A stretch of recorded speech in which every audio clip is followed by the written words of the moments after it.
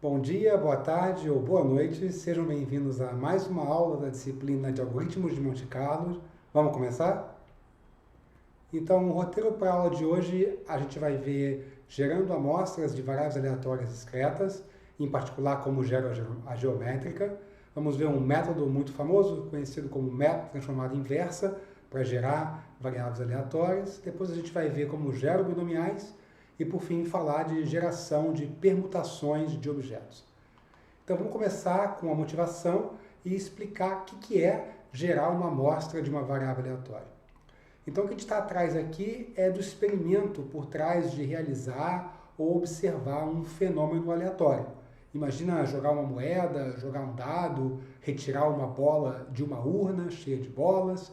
E o que a gente quer fazer é usar o computador para gerar, esse experimento aleatório. Esse é o tema da aula de hoje. Usar o computador para gerar algo que é aleatório. Bom, e uma pergunta que você pode estar aí na sua cabeça é por que eu quero gerar amostras de variável aleatória com o computador? E uma das principais razões aqui para a gente é implementar métodos de Monte Carlo. Na aula passada a gente viu como que eu consigo implementar um algoritmo de Monte Carlo para estimar somatórios, e nesse algoritmo a gente precisa gerar amostras de distribuições uniformes. Mas além disso, você pode querer simular sistemas aleatórios, construir jogos de azar como cassinos virtuais, ou até mesmo projetar algoritmos para outras coisas que têm aleatoriedade dentro do algoritmo.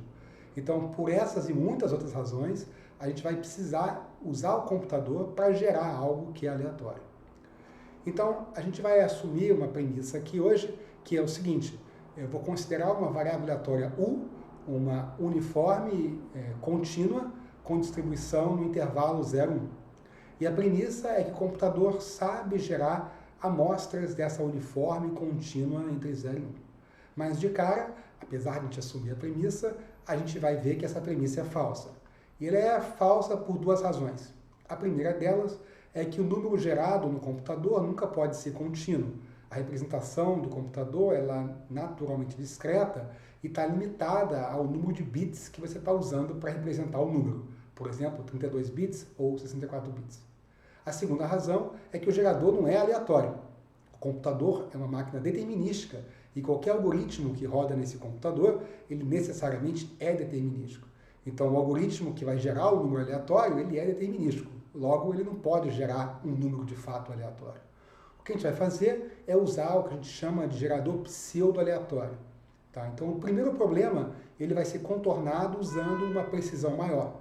Por exemplo, se eu usar 64 bits para representar o meu número, eu posso dividir o intervalo 0, 1 em 2 elevado a 64 pedacinhos. Você pode se convencer que esse pedacinho aí, 2 elevado a 64, vai ser bem pequeno, tá? Dando bastante precisão para essa discretização do intervalo 0, 1.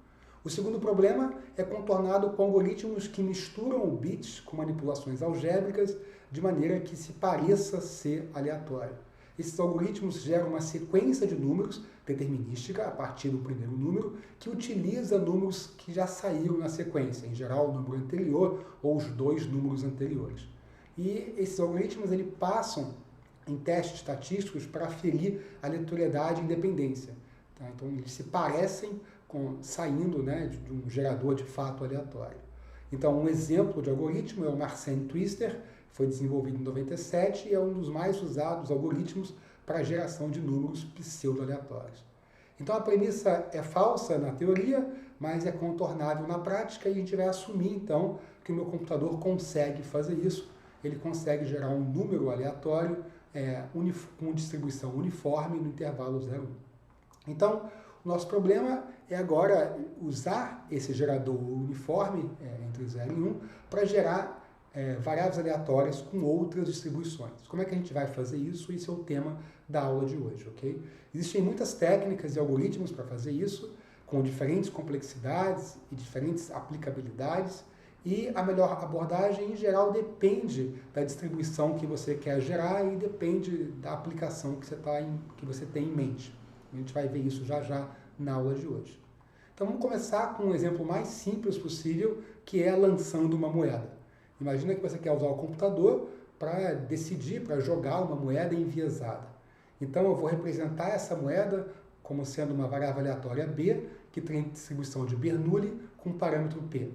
Então a probabilidade de B ser igual a 1, ou da moeda ser cara, é igual a P.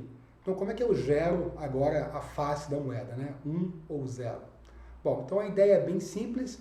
Eu pego o intervalo entre 0 e 1 e divido em dois pedaços, de 0 até P e de P até 1, ok?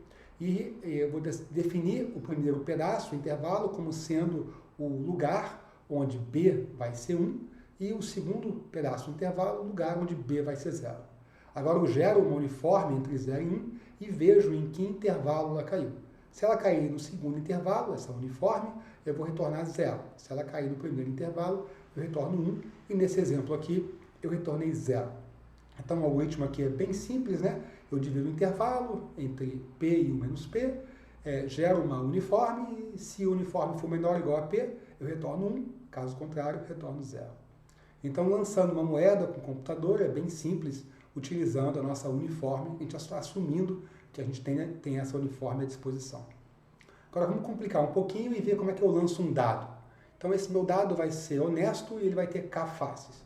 Então se ele é honesto, né, a probabilidade associada a cada face vai ser 1 sobre K. Então repara que é uma distribuição uniforme, né, nos inteiros que vão de 1 até K. E o meu problema agora é gerar um valor dessa face. Bom, a ideia aqui é muito parecida com a ideia da moeda. Eu vou pegar o intervalo entre 0 e 1 e vou dividir ele não apenas em dois pedaços, mas agora em K pedaços. Então, o primeiro pedaço eu vou associar com a face igual a 1, o segundo pedaço com a face igual a 2, o terceiro pedaço com a face igual a 3, até o último pedaço com a face igual a K. E repara que cada pedaço desse tem exatamente o mesmo comprimento, que é 1 sobre K, porque o meu dado aqui é honesto. Agora, então, eu vou gerar uma uniforme entre 0 e 1, ok? E aí eu vou ver em que intervalo a minha uniforme caiu. Então, nesse exemplo aqui, eu vou gerar 3 como sendo a face do dado, porque a minha uniforme caiu no intervalo entre 2K e 3K. Então, eu vou dividir o intervalo em K faces, gero uma uniforme, encontro a faixa onde a minha uniforme caiu e retorno o índice da faixa, no caso aqui 3. Muito bom. Agora vamos pensar no algoritmo que retorna o valor da face. Então está aqui o algoritmo, ele gera uma uniforme e aí ele vai entrar num loop procurando em que faixa a minha uniforme caiu. Então eu testo, né, se a uniforme está na primeira faixa, se ela não tiver, eu testo se a minha uniforme está na segunda faixa, se ela não tiver, terceira, etc., até encontrar onde a uniforme caiu. Okay? Então repare que esse U aí é um número que eu gerei, né, que é um número entre 0 e 1. Muito bom. Então, qual é a complexidade desse algoritmo? Quantas vezes eu vou passar por esse while aí? Quantas vezes eu vou passar por esse loop? Ok? Bom, isso depende do resultado, né? No melhor caso, você vai passar uma vez só, porque se a uniforme cair no primeiro intervalo, você vai testar e vai dar falso, ok? E você parou. E no pior caso, a sua uniforme pode cair no último intervalo, então eu vou ter que passar por esse loop K vezes. E o caso médio, você pode se convencer aí que o número médio de vezes que você vai passar por esse loop é K sobre 2, ok? Então a complexidade aqui depende do número de faces do dado, né? A complexidade de caso médio é K sobre 2. Se o meu dado tiver 1000 faces, vai ser um pouco lento, né? Gerar uma amostra desse meu dado. E a pergunta aqui é se a gente poderia ser mais eficiente do ponto de vista computacional. E a resposta é sim. A gente pode tirar proveito do fato do dado ser honesto, ok? E em vez de procurar a faixa onde o dado caiu, eu posso determinar essa faixa diretamente multiplicando a minha uniforme entre 0 e 1 por K, que é o número de faces que o dado tem. Então repare que esse algoritmo aqui, ele gera uma uniforme, depois ele multiplica essa uniforme por K, pega a parte inteira dessa multiplicação e soma 1. Tá? A parte inteira da multiplicação, e pode ser 1, pode ser 0, né? E aí eu somo 1. Muito bom. Então, repare que esse int aqui está retornando a parte inteira do argumento, né? K vezes U, onde U aqui é um número entre 0 e 1 e K é o número de faces do dado. Bom, qual é a complexidade desse algoritmo? Bom, a complexidade dele é de tempo constante. Repara que o tempo que demora para eu gerar uma face não depende de K e nem do valor de U. Então, se o dado tiver 1000 faces ou 1 milhão de faces, esse algoritmo aqui vai demorar o mesmo tempo para gerar uma face. Muito bom, então ele é muito mais eficiente que o algoritmo 1 que nós vimos. Agora vamos mudar de dado, vamos considerar que o meu dado tem k faces, mas agora ele não é honesto. Em particular, a probabilidade associada à face i vai ser proporcional a um peso wi. Então a probabilidade do dado, né, sair a face i vai ser wi sobre wzão, onde wzão é a soma dos pesos de todas as faces, é a minha constante de normalização. Ok? Eu quero gerar agora uma amostra desse dado. Então repare que eu poderia generalizar o primeiro algoritmo, né, dividindo em faixas que agora não são todas iguais. Tá? Então eu posso gerar minha uniforme e determinar i, né, o valor de face, tal que w vezes u, né, w vezes a minha uniforme, está entre a soma de wi, de j igual a 1 até i menos 1, e a soma de wi de j igual a 1 até i. Então, basicamente, o que eu estou fazendo aqui é a mesma coisa que a gente fez antes, procurando a faixa onde a minha uniforme caiu. Então, o algoritmo está aqui do lado. Tá? Então, qual é a complexidade dele? Bom, de novo, depende do tamanho das faixas, né? Mas vai ser proporcional a quantas faces eu tenho. Okay? Então, você pode calcular aí essa complexidade de caso médio e você vai ver que isso depende de wi, mas vai ser algo proporcional ao número de faces que o dado possui. E aí, de novo, será que não tem uma maneira de fazer isso de forma mais eficiente do ponto de vista computacional? Então, vamos considerar que w de i, os pesos, né, de cada face, é um número inteiro. Então, como é que eu vou gerar uma variável aleatória eficiente nesse caso? Então, a ideia aqui é o seguinte, a gente vai lançar mão de um pré-processamento.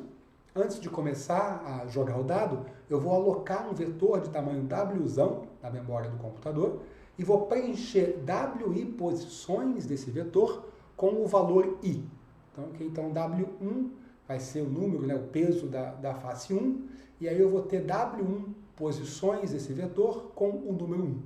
Vou ter w2 posições desse vetor com o número 2. E repara que eu estou assumindo aqui que w é inteiro, então eu posso preencher, né, sempre wi posições do vetor com o valor i. Muito bom, esse é o pré-processamento. E aí depois o que eu vou fazer basicamente, para gerar uma amostra do dado, eu vou escolher um inteiro uniforme entre 1 e wzão. Vou acessar o vetor nesse valor que eu gerei e retornar o valor da face naquela posição do vetor. Ok? Então isso vai dar um algoritmo de tempo constante para gerar a face do dado. Então a complexidade aqui, eu tenho a complexidade de pré-processamento, okay, que depende de wzão. Vou precisar construir esse vetor, vou pagar um tempo wzão, e vou precisar de memória para guardar esse vetor. Esse memória que eu vou usar é wzão, mas depois disso, para gerar uma amostra, eu consigo fazer isso em tempo constante.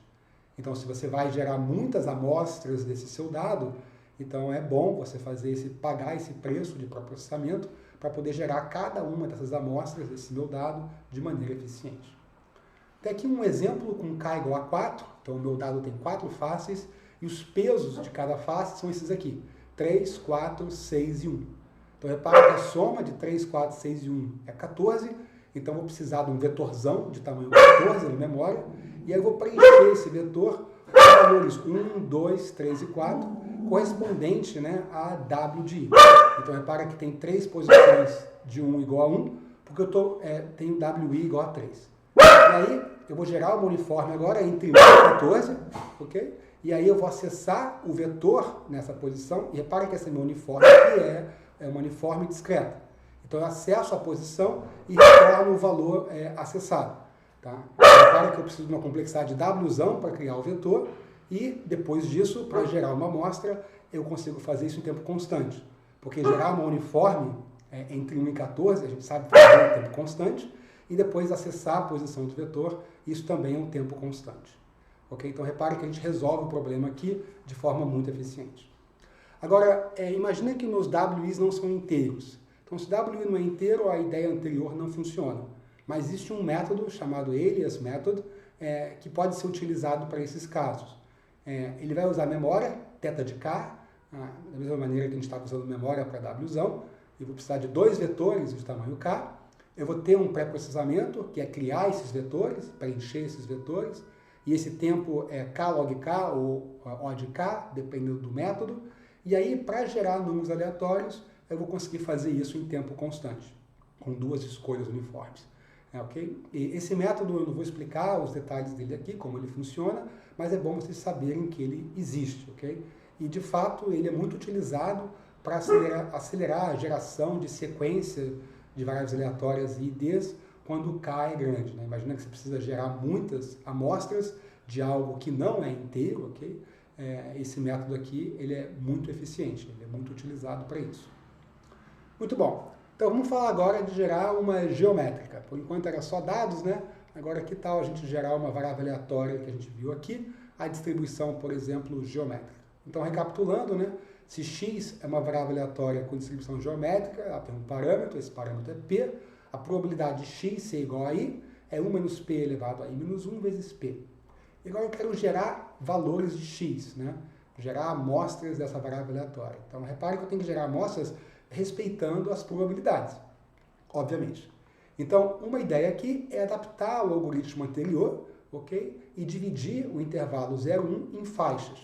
Então, de novo, eu divido o intervalo 0,1 entre 0 e P1, onde P1 é a probabilidade de x ser igual a 1. Depois eu corto em P1 mais P2. Então, repara que esse intervalozinho, que vai de P1 a P1 mais P2, tem comprimento P2, e associo isso ao valor x igual a 2. Faço isso de novo para x igual a 3, somando P3 e assim por diante, sem ter limitante superior. Okay? Vou sempre somando as probabilidades e definindo o próximo intervalo. Então, eu posso agora gerar minha uniforme entre 0 e 1, com a minha uniforme contínua, e ver em que faixa ela caiu. Nesse caso aqui, caiu, né, na terceira faixa, então eu retornaria x igual a 3. Bom, qual é a complexidade desse algoritmo? Bom, a de melhor caso é 1, né? Se eu gerar a uniforme e ela cair na primeira faixa, eu vou retornar em 1. Mas se eu gerar a uniforme e ela cair lá perto do 1, a complexidade pode ser bem ruim, né?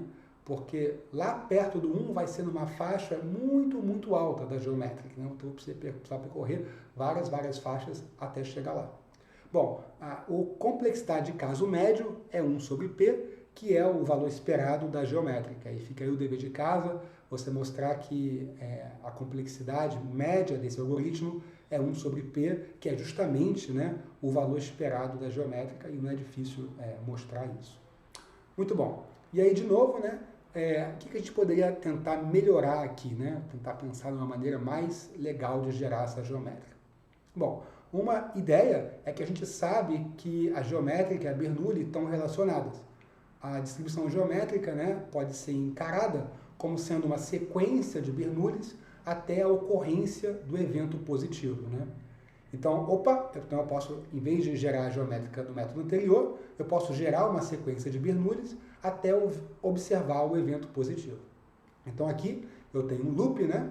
Começo com igual a 0 e jogo uma uniforme. Se essa uniforme for menor ou igual que P, isso significa que é um evento positivo. Faço E igual a 1. Caso contrário, eu aumento o meu contador C, ok? Então, repara que eu vou jogar Bernoullis, uma depois da outra, vendo se elas caíram positivo ou não, caíram com valores menores igual a P ou não. Se não caiu, eu aumento o contador. E aí eu retorno o contador no final, que é basicamente o número de vezes que eu tive que jogar essa Bernoulli até observar o evento positivo, o evento 1. Muito bom. Uma das vantagens dessa ideia é que eu não preciso calcular aquele valor PI da geométrica, né? Repara que aquele P29 é a soma de vários pedacinhos, ok? Então eu não preciso fazer isso aqui. A desvantagem é que eu preciso gerar muitas amostras da minha uniforme aqui. Eu posso ter que ficar nesse loop várias vezes jogando essas uniformes, ok? Bom, a complexidade aqui é igualzinha do método anterior, não tem diferença, e você consegue mostrar isso aqui, ok? Caso médio, a complexidade computacional de caso médio, que é o número médio de vezes que você passa nesse loop, é o valor esperado da geométrica 1 sobre P. Muito bom. Então vamos ver uma terceira maneira de gerar a geométrica, e essa maneira vai ser boa. A ideia aqui é usar a inversa da função distribuição cumulativa da geométrica. Então, f de x, né, é a probabilidade de x ser menor ou igual a x, isso é a distribuição cumulativa. Então, está aqui o gráfico da distribuição cumulativa da geométrica. No eixo y tem f de x e no eixo x tem os valores de x.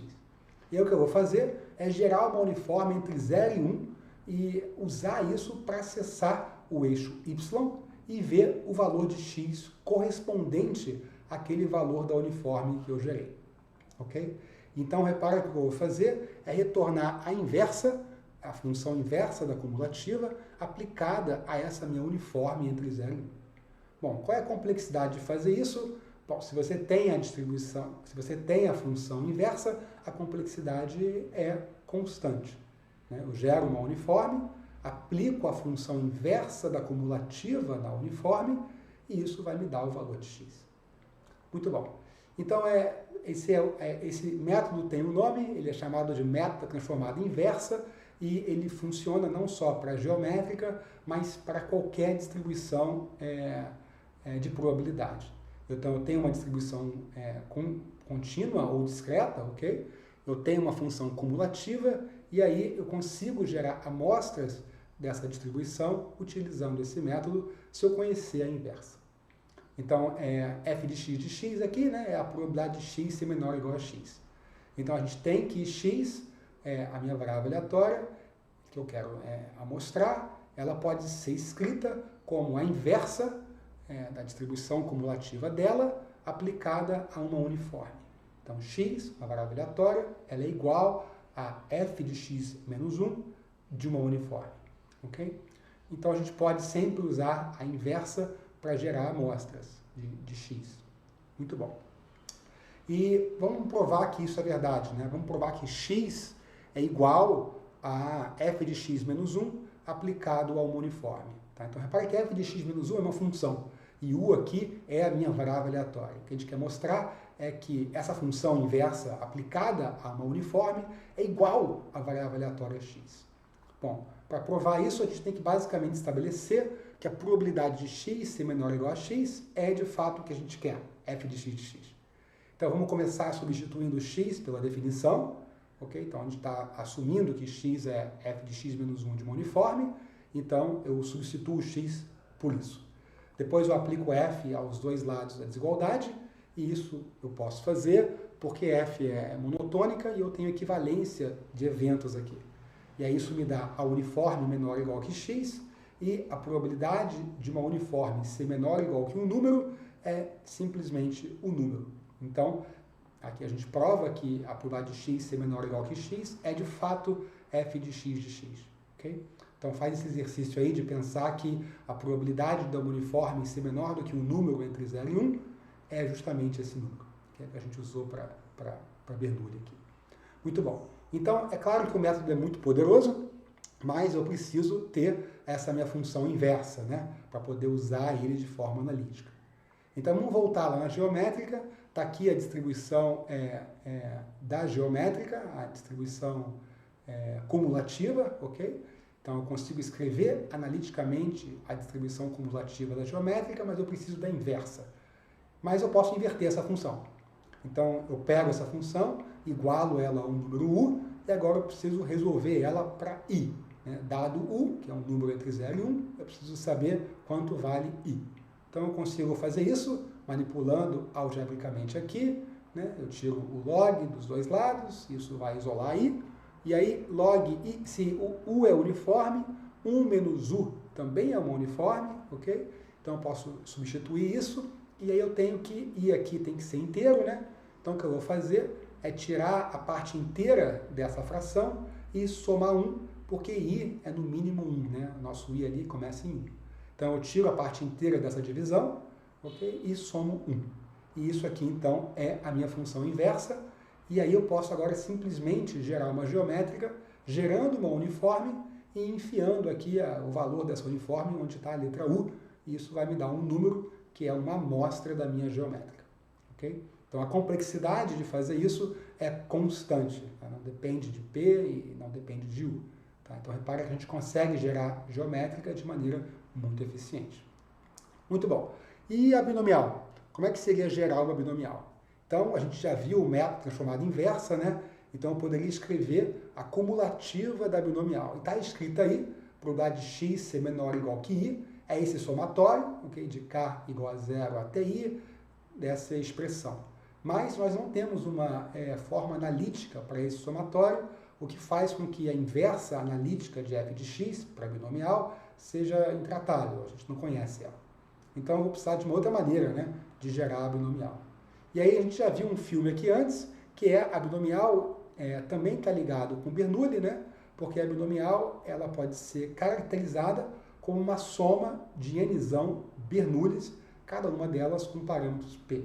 E aí eu posso simplesmente ver quantos eventos foram positivos, né, somar eles, e isso é uma amostra da minha binomial. O problema aqui é se p for muito baixo e n for grande, a gente vai ter muito zero nessa realização. Imagina que p é 10 a menos 3 e nzão é igual a 10 a 5. Então eu tenho 10 a 5 eventos de Bernoulli, okay? Bastante eventos, e a probabilidade de V1 é 10 a menos 3. Então, o valor esperado aí do número de zeros que eu vou jogar até ver um primeiro 1 é 1000, que é 1 sobre 10 a menos 3, que é 10 a 3. Então, eu vou ficar jogando várias vezes Bernoulli, vai ser 0, 0, 0, 0, 0, 0, até chegar no 1. E aí eu gostaria de saber se eu poderia fazer isso de maneira mais eficiente. E a resposta é sim. E a ideia aqui é usar uma geométrica para acelerar a geração desses 1s, ok? Como é que eu faço isso? Está aqui a minha sequência de Bernoullis, I e Ds, ok? Então, repare que se eu olhar para a sequência, eu vou ter 0, 0, 0, 0, depois um 1. Depois um monte de 0 e outro 1. Depois um monte de 0 e outro 1.